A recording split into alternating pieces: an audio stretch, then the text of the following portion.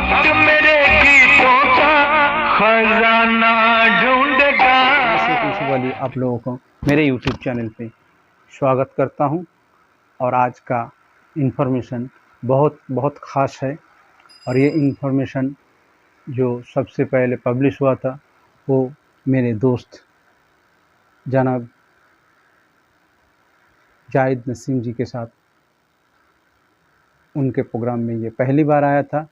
और मैं चाहता हूं कि आप लोगों के साथ मैं ये शेयर करूं, क्योंकि एक तबका लोग ऐसा है कि वो लोग थोड़ा भ्रम पैदा किया है और कुछ झूठी खबर भी चलता है। तो उसी खबर का खंडन करने के लिए मैं आप लोगों के साथ ये आज प्रोग्राम बनाया और आप लोगों के लिए लाया हूँ वो एक बेहतरीन पड़ताल। दोस्तों, कहा जाता है कि आराधना 1969 में रिलीज होने के बाद मोहम्मद रफ़ी साहब का गाना बहुत कम हो गया या उनको गाना नहीं मिलता था। ऐसा रफ़ी साहब गाना छोड़ दिया। ऐसा बहुत सी कंटेंट आप लोगों के नज़र में आते होंगे। तो मुझे जो इन्फॉर्मेशन मिला है ये एक बहुत बड़ी, क्योंकि रफ़ी साहब को चाहने वाले या जो किशोरदा को चाहने वाले, क्योंकि रफ़ी साहब और किशोरदा रफ़ी साहब को हमेशा अपना बड़ा भाई मानते थे। और रफ़ी साहब के इंतकाल के बाद देखा जाए तो किशोर कुमार जी ने बहुत रोए थे, जैसे उनका कोई अपना इस दुनिया से चला गया। लेकिन जो हम लोग हैं, ये हम लोगों की तरह किसी बहुत से आदमी जो है वो सिर्फ अपने चैनल की व्यूज़ बढ़ाने के लिए और सब्सक्राइबर बढ़ाने के लिए कुछ उल्टा सीधा खबर मार्केट में लाते हैं और उसे परोसते हैं।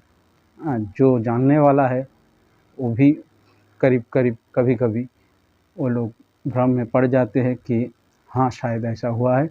लेकिन जो कहा जाता है कि जब 70 में मोहम्मद रफ़ी साहब का बाज़ार एकदम उनका गाना आना कम हो गया और किशोर कुमार साहब वो आसमान के ऊपर जा रहा था और रफ़ी साहब का नीचे आ रहा था।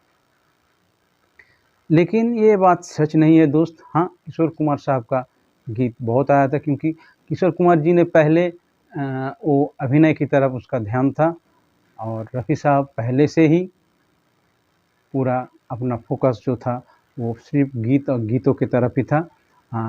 आप लोगों को पता है रफ़ी साहब 2 फिल्मों में काम भी किया था।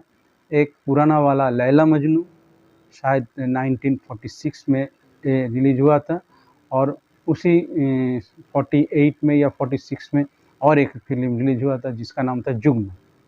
तो ये दोनों फिल्म में रफ़ी साहब का अभिनय किया था और इसमें रफ़ी साहब को आप देख सकते हैं। ये दोनों ही फिल्म यूट्यूब में मौजूद है, आप लोग देख सकते हैं। लेकिन जो आज का टॉपिक है ये थोड़ा इससे हट के है, क्योंकि मैं आप लोगों को बताने जा रहा हूँ कि 70 से यानी कि 1980 तक ये जो 10 साल है जिसमें कहा जाता है कि रफ़ी साहब बाज़ार से उनका गीत आना कम हो गया, रफ़ी साहब का बाज़ार थोड़ा डाउन हो गया, जो वगैरह जो चलता है। लेकिन मैं आप लोगों के सामने ये साबित करूँगा कि रफ़ी साहब किशोर कुमार जी के उन दिनों में भी रफ़ी साहब किशोर कुमार जी से ज़्यादा गाना गाए थे। और ये मैं बाकायदा किस साल में कितना गीत गाए थे ये मैं आप लोगों के सामने अब पेश कर रहा हूँ। तो आइए ये देखिए।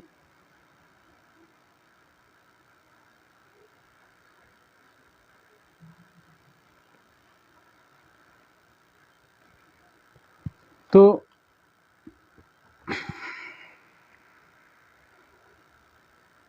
दोस्तों, आप लोगों ने देखा है जो सच्चाई है इसे तोड़ मोड़ के पेश किया जाता है, लेकिन सच्चाई कभी झूठ नहीं सकता बनावट की वसूलों से, और खुशबू कभी नहीं आ सकता कागज़ के फूल से, क्योंकि ये सच्चाई है। और ये आप लोगों के सामने लाना था, तो मैंने आप लोगों के सामने लाए हैं।